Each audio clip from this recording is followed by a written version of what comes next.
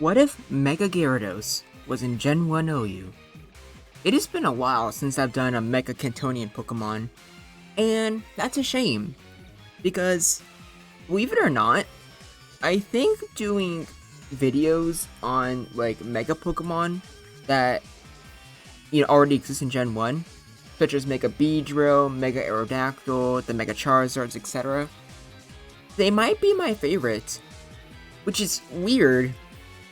But I just find it interesting just to take a Pokemon that already is, a thing in the original generation. I usually pick ones that struggle, like, again, Mega Beedrill or Mega Aerodactyl, just to see if adding some new base stats is enough to, help it out. And this will be the first one where not only does it get some base stats buffed, and one stat nerfed, but also, it's gonna be the first one where it gets a new typing, other than Mega Charizard X.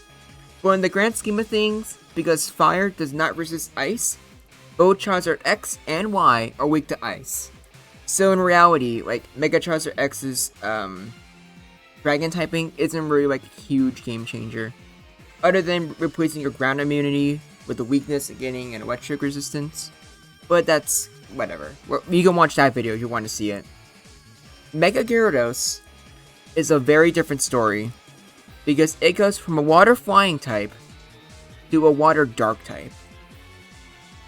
Now, obviously, I'm not gonna give it any dark moves, and even if I did, something interesting about Mega Gyarados compared to regular Gyarados is that after the physical special split, Gyarados' special went towards its special defense, not attack. So Mega Gyarados, ironically, is weaker specially than normal Gyarados. And you know what? Hot take? I think that makes it so much better. It definitely makes it more interesting. But also, like, look at these monstrous stats. 155 attack, 105 defense, 95 HP, and 81 speed? Those are all phenomenal, especially that attack stat and that defense stat. If you made it like the strongest physical attacker in the game, gave it great defense, made it like pretty fast, great HP, but on top of that you also gave it high special, even if it had a limited move pool, it would still be unstoppable. There would be nothing interesting to talk about. So yeah, I fully welcome a Mega Gyarados being weaker specially.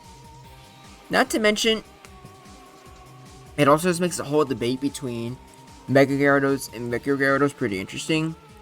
Not that you would ever use regular Gyarados in Gen 1, at least as far as to what I know.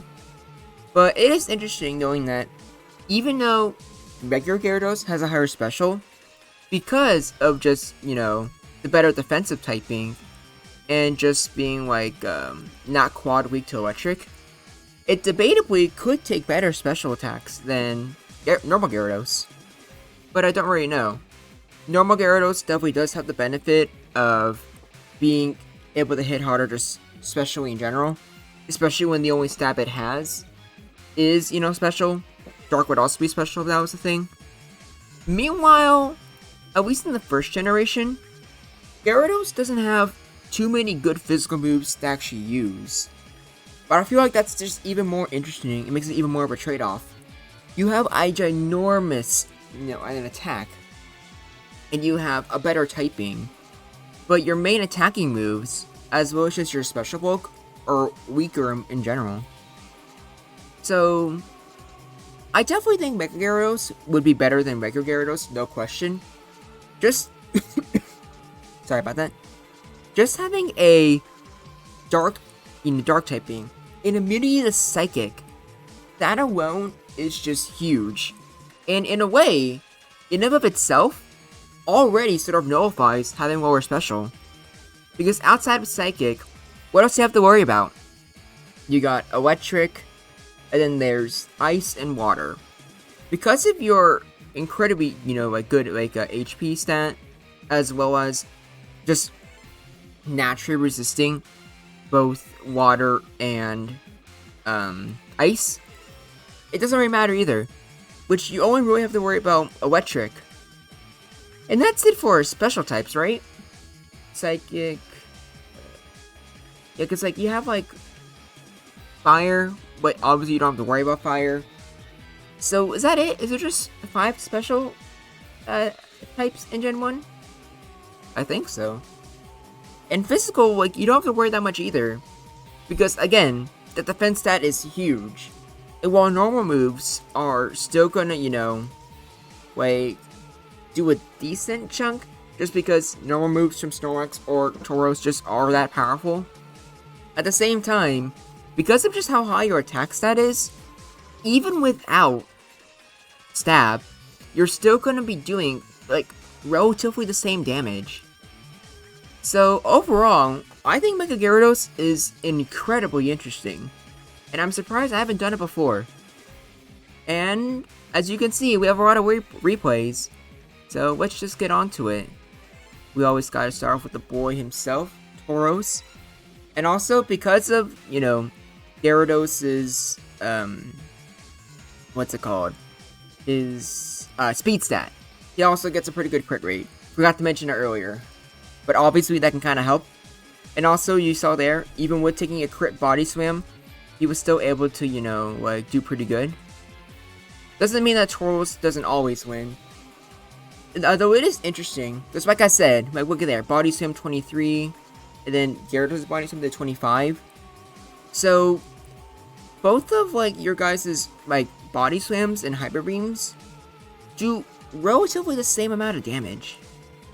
Which, I don't know if this says more about Gyarados' ginormous attack, or it just says more about just how important stab is. Just keep in mind, Gyarados is 155 base attack, meanwhile Tauros is base 100 attack. So actually, when I word it like that, I think it definitely just says more about Tauros' stab, and just how important stab is. At least in my opinion. Also, I guess technically, like, you have, like, Tauros is using Thunderbolt, but I imagine Body Slam is still better most of the time. I don't know. And I'm also not even sure, like, the best, Snorlax to use against Gyarados. Like, maybe Amnesia, Reflect? But also, like, Gyarados can just hit, like, decently well on just both sides of the spectrum. It's definitely I could go either way, as are most matchups with Snorlax. Because, you know, Snorlax can put up a fight against, like, literally everything. Especially if you don't know what set it's using. And I just realized I forgot to go over Mega Gyarados' moves. Luckily though, it doesn't really matter, because Gyarados only has 5 usable moves. Or 6 if you count Surf. Those are Body Slam, Hyper Beam, Blizzard, Thunderbolt, and Hydro Pump. It does not warn Earthquake in Gen 1, which is insane. Which, that will definitely come in relevant later. But also, you kind of see my main point now with lower special, mainly only having, you know, like special moves. On the bright side though, if you were to be stuck with just 2 physical moves, Body Slam and Hyper Beam definitely should be those moves you should be stuck with. And I think this, you know, like, replay here with Chansey is a perfect example of that. Also, even though Gyarados is pretty fast, outside of, like, enjoying being fast in the Cloister, because of how bulky Gyarados is, I would actually bother doesn't care that much about paralysis. And in some ways, many even welcome it. Because if Gyarados is paralyzed, suddenly, both Executor and Jinx have flat out just nothing to use to hit against, you know, Gyarados. Gengar's still a problem, and even with Cloister being faster than you and theoretically cramp walking, it also can't really hurt you either. So overall, it just creates a very, I'd still say it's give and take, but I think Mega Gyarados enjoys, being paralyzed more than anything. But yeah, only having Body Slam and Hyper Beam for physical moves, but I think that's a fair enough trade. And even though, like, you wish you had Mega Gyarados as, you know, special, Stab Hydro Pump, still pretty good. And bolt beam coverage, well, that's just universal coverage right there. So, and you're probably going to hit something super effectively anyways. So I think it's fine. And you really wish you can use all 5 moves at the same time. But it does mean that with those 5, you're going to have to choose which one you don't have. And while normally I would say it's 4 move swatch syndrome, I'd actually argue that in this case, it's actually kind of good. Since your opponent doesn't know which move you're not using, it kind of means that Gyarados is potentially a threat to everything. You could send an Executor, but they might get a free Blizzard out. You could send in one of the Waters, but Gyarados can get a free Thunderbolt, etc. I would argue that Thunderbolt is probably the weakest of the 3. Mostly because for like other, or I guess there's Cloyster. But even then, like, I don't know. Like, or maybe Blizzard is probably the most expendable since relative in the main scheme or the grand scheme of things. I'm sure Body Slam can do good enough damage against Executor, and Executor already struggles to really fight against you. So who knows? And speak of the devil, and he shall use sweet powder on you. Executor. He can put Gyarados to sleep, but he only really has Double Edge to fight back. Which, considering just how much defense Gyarados has and how much HP he has, yeah, Executor is gonna have a pretty bad time. And Gyarados, even though like sleep can still be annoying, I'd argue that he doesn't care that much, just because of how bulky he really is. And with stuff like, you know, Psychics, and depending on like what moveset chance he has, it can easily just sit there and just, you know, get free turns.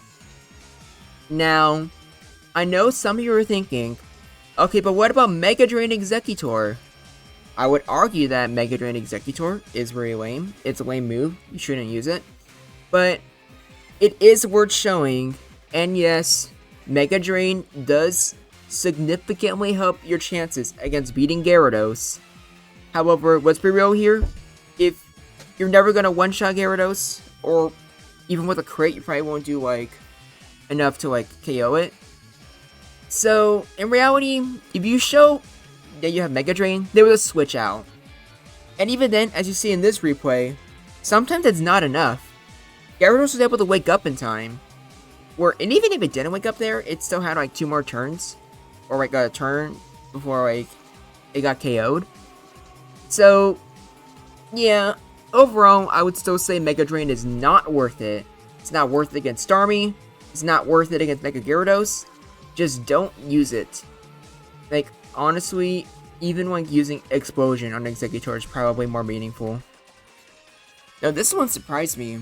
Even though Gyarados is a Dark type, ironically, Gyarados has no way of really fighting back against Gengar. It can't use its physical attacks, has no Earthquake, so it has to rely on its special. And 70 special against, you know, Gengar's, what is it? I forget what his special was on top of my head. I think like 125, I think. Either way though, Mega Gyarados just has nothing it can do. So Gengar has absolutely no problem just spamming Hypnosis, if it even wants to do that, because Gengar can just sit there and just, you know, use Thunderbolt as well. Hell, even Nightshade is fine, because what's Mega Gyarados going to do? Like miss Hydro Pump?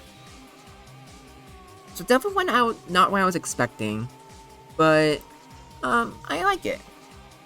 And Jolteon, another Pokemon where you really wish you had Earthquake, but even if you did, like, Jolteon crits a lot, so I just don't think it would have been worth the risk either way. At least you're not like regular Gyarados and get O-Coat though. Yes, that's technically a positive, but it really doesn't matter. And that Jinx is faster, but it can't use Psychic. It only has Blizzard, and it only has, you know, like 8 Blizzards. So it absolutely does not want to risk it. But in a hypothetical situation like this, Gyarados actually has a good chance of just living, you know, against all 8 of the Blizzards. That obviously requires, Jinx to miss some time, but it happens. It definitely happens. You really wish, Hyper Beam was an OHKO, but I guess it just kind of, again, just shows like just how bulky stuff in Gen 1 are. When even a base 35 defense Jinx doesn't get OHKO'd by 155 Gyarados. And also, as you saw there, Jinx actually used all 8 of its blizzards, so it had no way of fighting back. Which is incredibly funny. Like, objectively speaking, it's like the funniest thing in the world. And you cannot deny that. And Slowbro versus Gyarados. This is a weird matchup. Because if Gyarados crits, it does a lot of damage. But even like a critical Thunderbolt doesn't KO Slowbro. So Slowbro still goes for paralysis. And this is probably like the one time where paralyzed Gyarados actually is like a big hindrance. So what Gyarados really does, you gotta already know it's weird. Because Slowbro has high defense. But at the same time, but even with max special, Surf is still a 3-hit KO. So I would say this matchup is cuckoo either way. I don't want to say that it's more so in Slowbro's favor, because admittedly, Gyarados critting isn't that uncommon, because Slowbro does need to set up a lot to paralyze, get max special, and you probably want to rest just to be safe. So Gyarados has plenty of opportunities to, like get lucky. But at the same time, Slowbro can also at least if it gets one amnesia up, it can more so just feel more comfortable just trying to step in the first place. So it's weird. It's a weird matchup. I guess it's technically in Slowbro's favor, but eh. And then Starmie, maybe this should be and could go either way. But I would rather argue that this would be more so a bad matchup, because even though Gyarados has Body Stone paralysis and has Thunderbolt, Starmie's faster, can paralyze Gyarados first, and has Recover, which is like the main thing that would really hold Gyarados back in winning this matchup. Not to mention Starmie has a much higher, critical hit ratio, higher special. So overall, even though Gyarados is a Dark type, and if it's a Starmie that has Psychic Surf or Blizzard Psychic, obviously you just take that freely. But I would imagine most Starmies will use Bulk Beam coverage, and I think with the inclusion of Mega Gyarados in the format, it would just further cement, just don't bother using Psychic. Thunderbolt would almost always be a better move, at least in my opinion. And last but not least, we got Zapdos. I really thought that, oh god, it's lagging. I'll just, restart this one. But I really thought that, unlike with Jolteon, you would have a better matchup because you actually have super effective coverage. But to my surprise, no. Because of this, you got 70 special. So Zapdos, ironically, beats Gyarados a lot easier. So, or maybe that's not too surprising, because Zapdos already had, much higher special. Either way though, here's the tier list. I'd argue it's pretty great. Very sorry that I did not bother showing you guys the Rhydon, replay. I know you really wanted to see how much Rhydon's Earthquake would theoretically do, but trust me, there is I think that's a 1% chance that, Mega Gyarados' water moves probably OHKO. So, if you want to unsubscribe because they didn't show you the Gyarados versus Rhydon replay, go ahead. I won't miss you. But yeah, here's the list. Mega Gyarados is doing pretty well for himself. Unlike Kingdra, which I did a few days ago, there's no doubt that Mega Gyarados would unironically have a really good place in the meta. Does it get carried by its Dark typing? I don't know. I would say probably not, because even without the Dark typing, it's still really bulky, especially on the physical side, although its playstyle would be very different. It definitely does, gain a lot from just not being scared about Psychic whatsoever. But overall, I'd still say that he would probably find a way to be good, even without it. But, what do you think? Do you think Gyarados will be OU? Do you think he'll be better than any of the water types? I definitely think he'll be better than Slowbro, without question. I don't think he'll be better than Starmie. And I honestly don't know if he'll be better than the Cloyster or not. But I'm leaning towards probably yes. What do you think? And also, what other videos would you like me, to do? Obviously, along with, just doing regular Pokemon.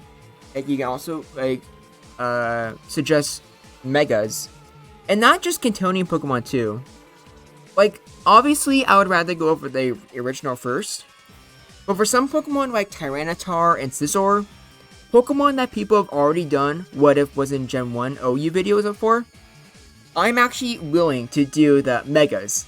So instead of doing Mega Tyranitar or Mega Scizor, I'm more than willing to do Mega Tyranitar and Mega Scizor. But I'm not sure if you guys would really care about that or not. Let me know in the comments below. And until next time, this is Groundback, and I look forward to hearing from you.